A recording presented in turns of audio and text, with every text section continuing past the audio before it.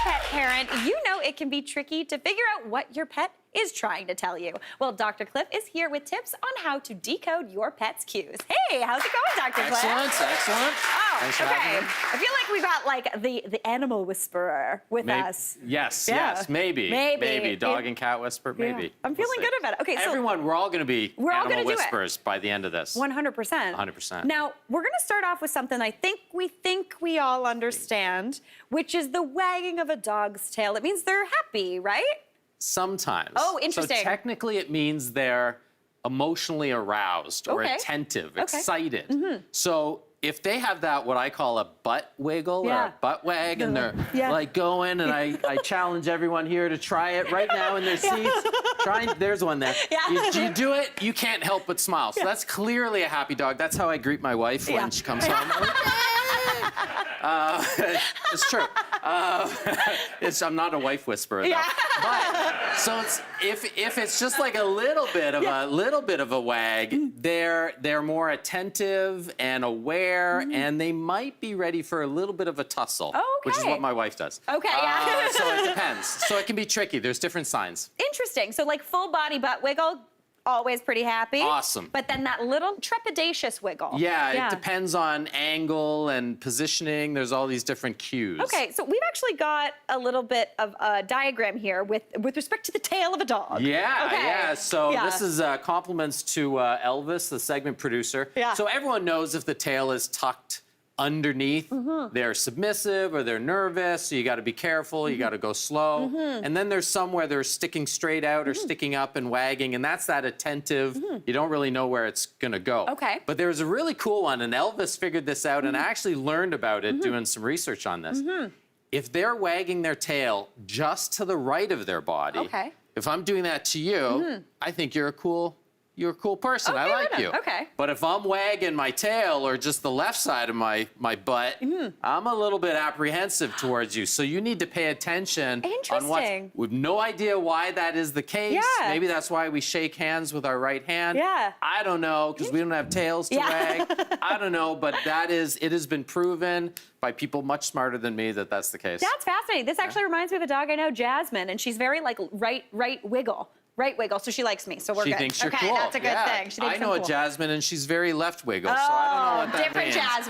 Jasmine. That must be. Yeah. All right, what about stress signals? Let's chat about those. Yeah, so dogs are cool. They have two really subtle but consistent ones. One is they will yawn, assuming they're not tired. If they're a little stressed, a little unsure, they'll yawn. The other thing they'll do is they'll do a little like lip lick.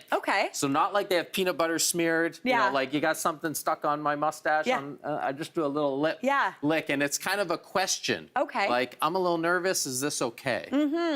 Interesting. So what do you think we should do when our dogs are maybe showing that they're nervous? This is the next that I'm gonna have everyone practice. So if I lick my lip as a dog, you gotta do the same. You gotta lick. We got to mimic our dogs? We got a few people. There we go. We got some people. And I do this in my clinic all the time, and I explain to the clients, or else they think I'm a little weird, which they think anyways. But, like, so if they lick or if they yawn, you should do the same. And if you try it with your dog at home, you will see them relax. Interesting. Yeah, you'll see them relax. I mean, that makes sense to me, because it's almost like if your friend's telling you something, you're just trying to be like, I understand where you're coming from. I'm hearing you. We're just being good listeners. Yeah.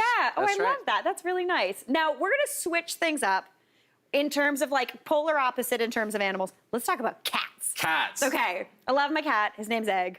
I think I can read him, but they're hard to read. They are hard to read. They are, and they're very different than dogs. So they will, I mean, obviously they hiss and they puff up if they're angry, but they have some other tricks or other tail signals that we can look at, that Elvis created another great diagram. So again, if they puff up, if they hiss, that's a very, very clear signal. Now, if the tails are sticking up or if they're sticking out and if they have a little curl, that's various communications of you're cool, I like you, I'm interested, I want to play. But the one that people don't realize is if their tail is just slowly swinging back and forth a sway, or if they have shivers and tremors go down their back, that's a sign to look out. Okay. And again, another joke, if I talk about my wife too much on TV, she gets a little tremor of annoyance, so I know that she's about to swat me. So that is a very, if you're petting your cat and they start to twitch, that's the signal that they've had enough. And you need to now give them their space. That is true. That is Egg. It is, he gets swishy, and then that's when you know he's coming in for a quick little back, when and then he becomes done. a hard-boiled egg. Hard-boiled egg, exactly. Yeah, exactly. That was a very good joke, Dr. Cliff. I really liked that. Oh, very nicely done.